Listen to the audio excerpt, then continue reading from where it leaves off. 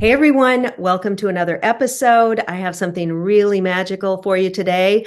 My friend Shaheen Miro is here. Hey Shaheen. Hey, thanks for having me.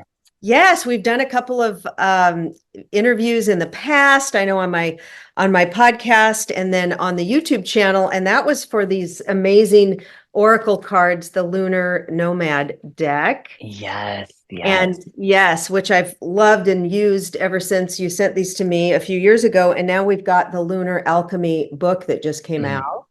Congratulations. yes. So for people who don't know who you are, just give a little bio on yourself and what who you are Yeah. and what you do.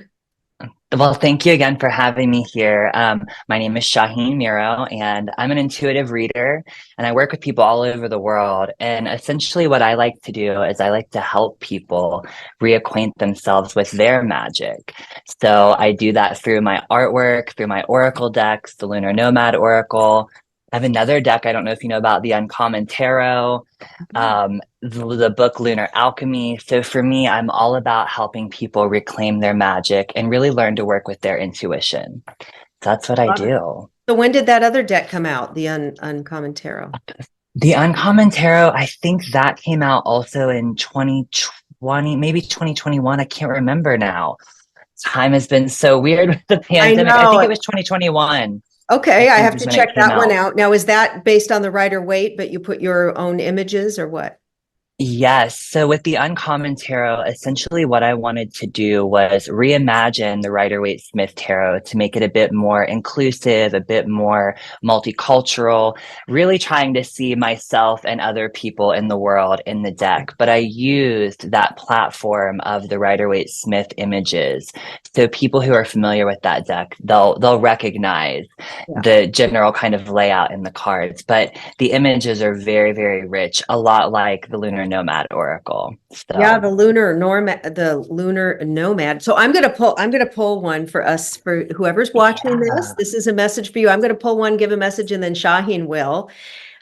So it's just this deck. I'll mix it like I'll have a tarot deck and then I'll pull some from this in a reading because I do readings. And I find it, I don't know if you do that, Shaheen. I'll sometimes have four decks out and I'll pull from each and Oh, yeah, just kind of channel what's coming through from the images.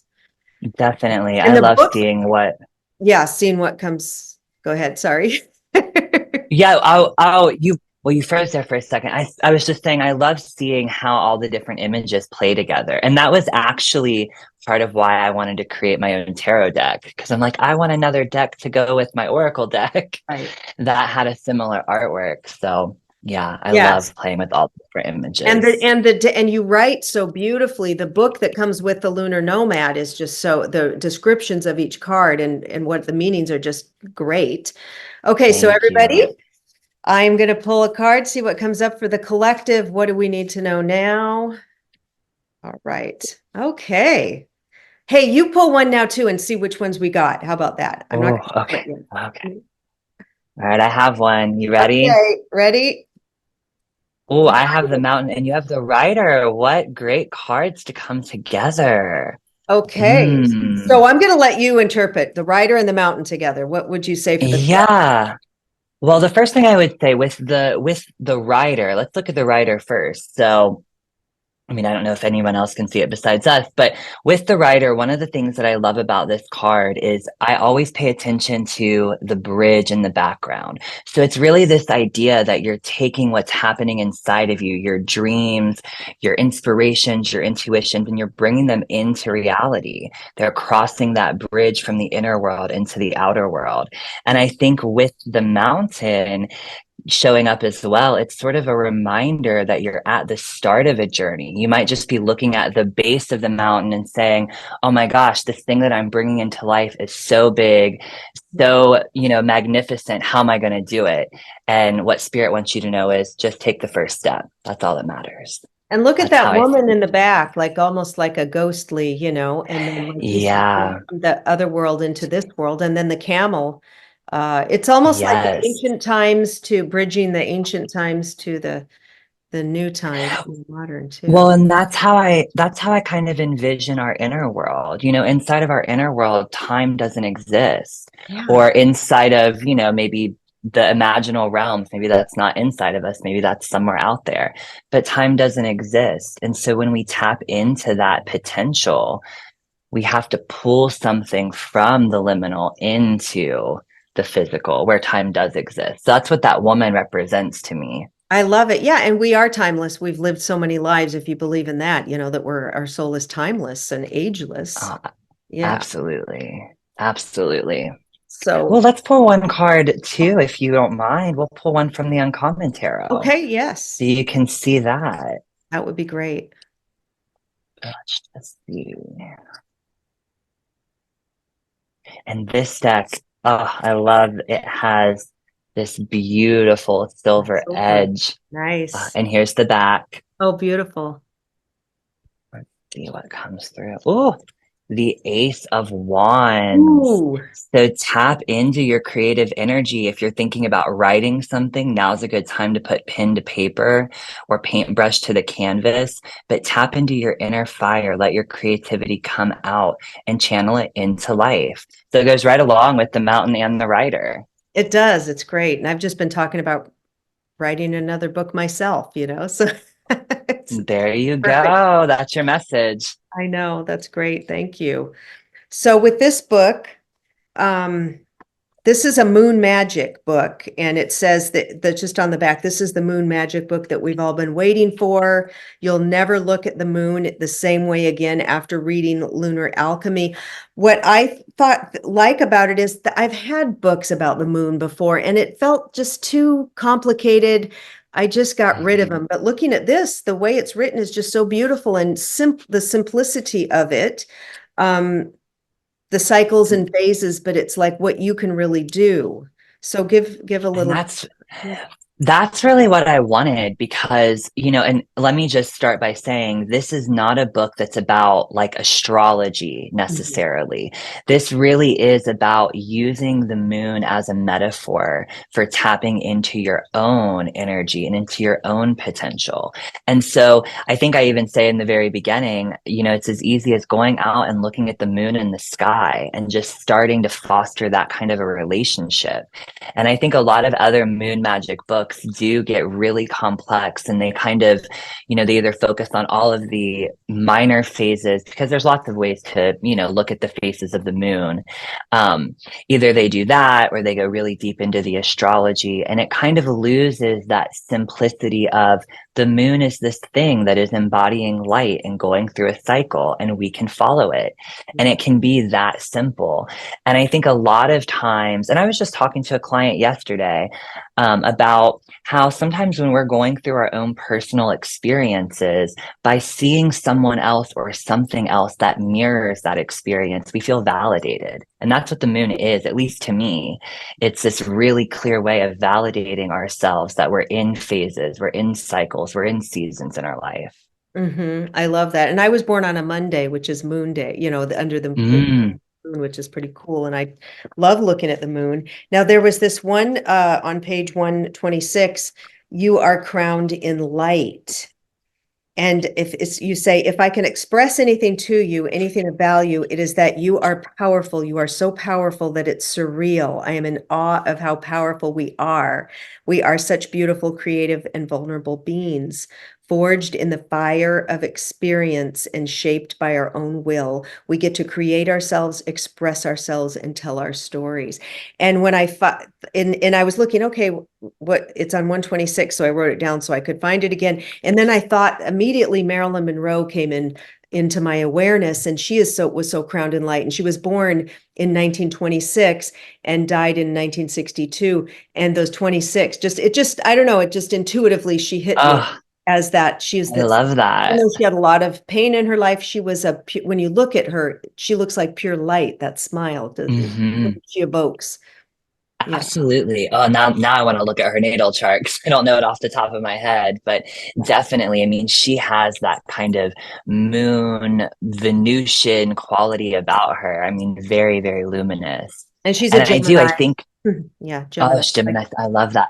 And that really is the whole thing when we embody our own light and notice that it's our own light, it's not somebody else's. And I think if, Marilyn Monroe, I think one of the bittersweet things about her is I think she always wanted to really be seen for her light, and yet she had to shine her light in other places. But when we really embody our light and we really just embody ourselves, our magic grows exponentially. I mean, we do truly become luminous. And there's this kind of seeking or this wanting that a lot of us have where we want to feel bigger and brighter and we look for it outside of ourselves.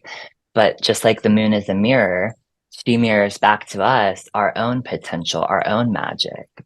Yeah, And I and love even just hearing those words again, I'm like, oh, yes, crowned I in mean, light. you write so beautiful. Like I said, I mean, it's just so wonderful. And my work as a matchmaker and then coach with women and things, and women I talk to, and even women who are, not young. I mean, maybe in the sixth decade of their life, there's certain women I'm talking to that still are looking for the light outside themselves, looking to be validated, and that a lot of the codependence and stuff, and it all goes from our childhood. There's issues to be worked out, but I think Mhm. realizing that and doing our rituals and bringing ourselves back to us.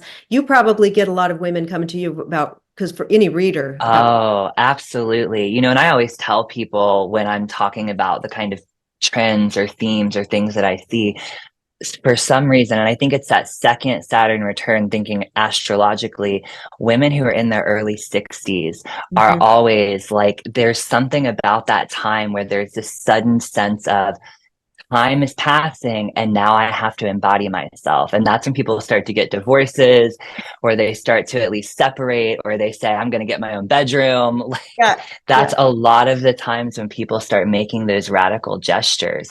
And I think it's because they began to witness I'm not embodying something of myself. And that feeling of not embodying that light or that magic, it becomes painful after a while. And so I think that a lot of us are trying to do this work, but I definitely see it with women and in their early 60s is where a lot of it comes to a head. Yeah, and we may have women in that age group too may have married someone who is not accepting. We've given all Many women give their life to their kids or to the spouse or to this or that, and then they're so magic, but then maybe the spouse doesn't agree with it or thinks they're crazy, or oh, you're gone through menopause and now you're nuts, or so Right. really owning our magic as women. And I think a lot of times, and I mean, I can't speak for women or mothers, but I think a lot of times we think that our magic is that reflecting back to other people something within themselves. But we have to eventually recognize that we have to reflect something back to ourselves as well. We can't just be the mirror for everybody else. And that's again why I love the moon, because I think, in our darkest hours, and I think for a lot of, women, again, people who are coming for readings, often that's why they come for a reading. They feel very alone. It's like, who do I talk to about this?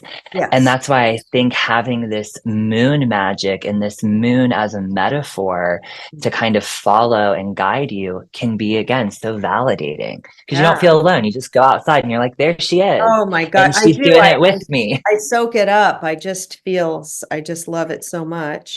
I And remember in college, I lived in this old building like that was built in like the late 1800s, and I had a clawfoot bathtub, and it was certain times of the full moon, the moon would shine directly into that bathtub, and I loved just soaking in the bathtub on those nights because that moon energy was so palpable. well, It I really just was. opened up your book to a crystal bath when you feel sensitive. Just as you said that. Yep.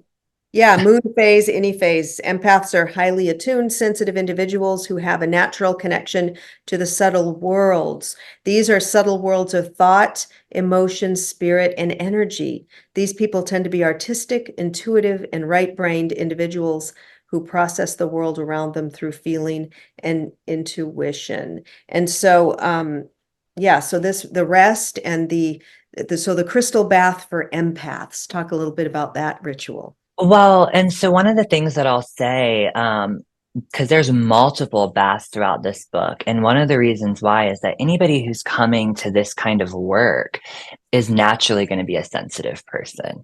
So this really is a manual for people to not just work magic in the sense of, I want to manifest something, but it's really about working magic in the sense of really understanding and grounding and embodying your own magic and understanding when you're feeling extra sensitive or when you're feeling closed off or when you're feeling like you're burning too bright. And so that particular bath really is about settling those kind of, energies that you feel like you're soaking up in the environment around you so that you can again distinguish between you and what you're picking up on, because there is that natural disposition of, I want to take other people's stuff and reflect it back to them. I think a lot of people who are attracted to this work are what I would call lunar people. And even for myself, again, like I said, this book isn't necessarily about astrology, but even for myself, I have Jupiter in Cancer, so it's so funny to me when I'm like, yeah, these lunar energies are woven into some of us so strongly.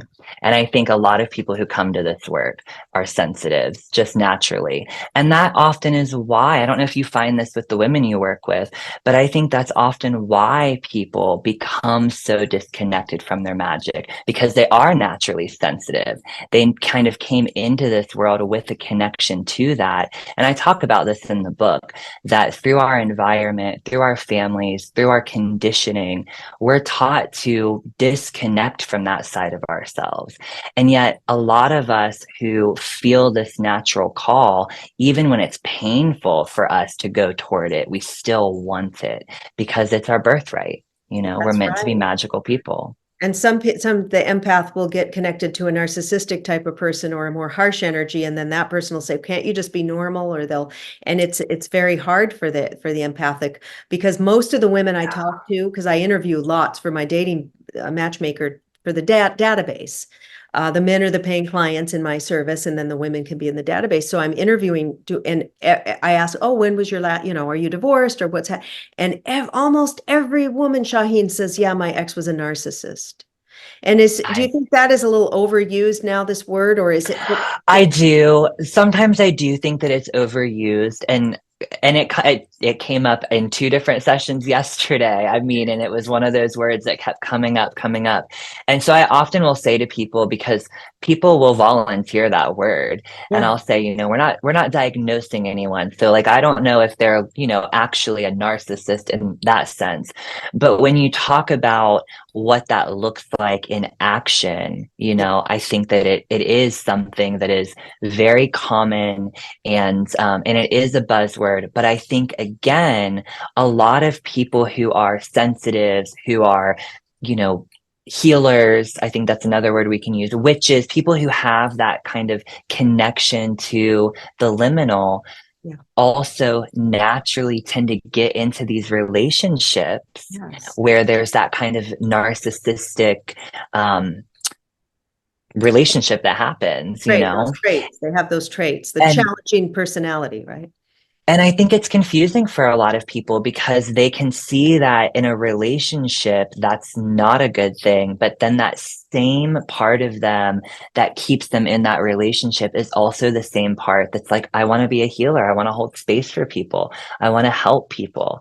And that's where these kind of practices of holding the space for yourself first is Yeah. so essential, Oh, because beautiful. you can't do it for other people if you don't do it for yourself first, or if you're not doing it for yourself simultaneously.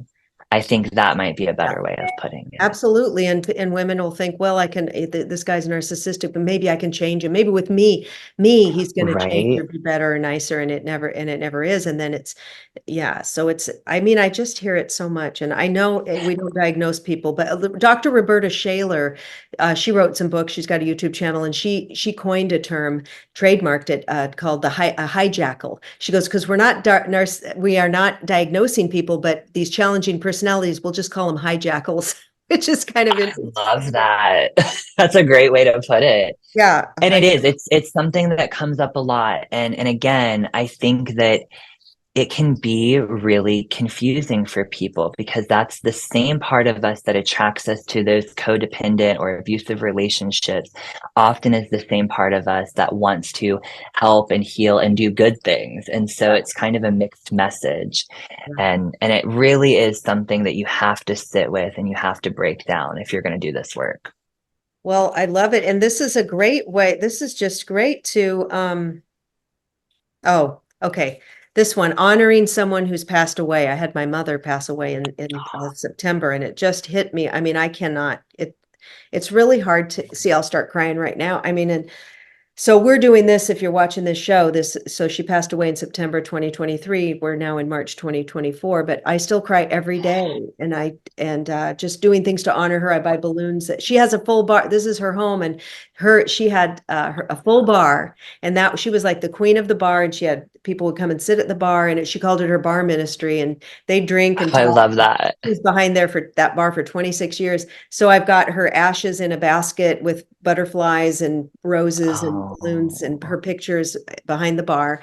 And but so honoring somebody, and then you just never, sometimes we'll feel, okay, she died here, I had to help her through it. Did I do it right? Could I have sat next to her longer? Could I have done that? Then we beat ourselves up, and it's like, so how can we work a little? You have this in here, honoring someone who's passed away. What would you say about that, so that we can, as empaths, can kind of work with that? Yeah.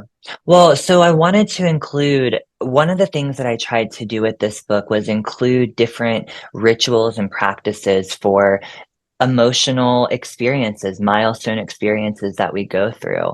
And I think with that one in particular, it's not lost on me that when someone passes away, that it is just extremely emotionally just turbulent for people. It brings up all of these different things. It brings up anger and sadness and regret. I mean, so many different emotions. But one of the things that's so important to recognize when you're going through an experience like that is how the person shaped you, how the person touched you, and to be able to carry that with you. And so with that practice in particular, that was one of the things I really wanted to capture, is that remembrance of the person and recognizing that you can't bring them back. You can't change that you're in a different form than they are now, but you can recognize that they are woven into the core of who you are and what you've experienced. And you can take their memory forward with you. And I think in a way that's very much what the moon does. She moves through the sky, she gathers all of these different energies and influences and light, and she pulls things around her, and she keeps moving in that circle. And so in that same way, we want people to live on inside of us. And so that's what that practice really is about. And I think with you and your mother, her having passed and you're in her space and you're still grieving, I think one of the best things you can do is to really allow yourself to be in the energy that she would have embodied. Maybe even ask yourself, what are some of the things that she would be doing right now if she were giving you advice, going through a similar experience? That's the kind of relationship that we can learn to develop with our experience by working with the moon. And she loved to walk. She would go under the moon and walk backwards under the moon whenever the moon would come out. She did like that too. Oh, I love that. She'd be Oh, I love that. And I'm smoking a cigarette now and drinking a vodka and saying, "Hey," she was one of those ladies. She's very oh, I love that. old school. I love too. I just wanted to say I love these bats behind you, knowing that you're in your mother's house, because I often think of bats as a symbol when we're moving or when we're in a changing environment. And so I'm assuming that you're probably there transforming the space or thinking about what the space is going to become, whether you're staying there or not. So I think that's a great energy to work with. Well, when I moved in with her a couple of years ago, 2021, I moved here, and she's got a 2,000 square foot manufactured home in a beautiful park. So the back of the house I turned into my kind of apartment. I put doors in, and it faces the park, and I made it magical. I put a crystal chandelier up. It's all, you'd think you walked into a spiritual shop in here. So it's very, Oh, and love I'm that. always, since I was a little girl, I was drawing witches. I was drawing bats. That witches and bats was always what I would draw as a girl. My mother always allowed me to be who I am. And my parents, they wouldn't try to, and they say, oh yeah, you used to talk to you're not spirit guys, but imaginary friends, and you used to Yeah. do this, and you used to, they just, oh, that's Marla. And so I really made it my space. And my uncle came in one day and said, and saw, and he goes, oh, you already got the Halloween things up? I said, no, those are my everyday bats. And then the Christmas tree I put up, and I was going through a lot, and I said, I'm just keeping it up. It makes me happy. It's very thin. It doesn't take a lot of space. And I just have twinkle lights. And she totally was like, love, she would get on a Ouija board with me. She would Oh, she would love to get her reading done, or palm. And then she'd hang out with many friends in the neighborhood who are Bible Christian people, but she wouldn't touch. She goes, a lot of people wouldn't understand, our magic. now what was her sun sign? Do you know? Oh, she was a Virgo, A September 4th, and that's Virgo. all I know. But She also must a she must have had Spitfire, some Sagittarian things going on in there because very she critical. Her name was Donna Reed, like the movie star Donna Reed. Just a oh real old broad. She lived to be 86, and oh I love yeah. her energy. Great energy. So I have I to love honor her. that. But I think what this conversation, I'm always very open in sharing what I feel, because I think a lot of people, we were very magical as kids. And then maybe the parents shut it down, or at school. I was bullied at school. I was different, bright red hair, white skin with freckles, and I was called names. And Yes. And you bring up such a good point, though, that sometimes we are disempowered or we're disconnected from our magic. And sometimes it's not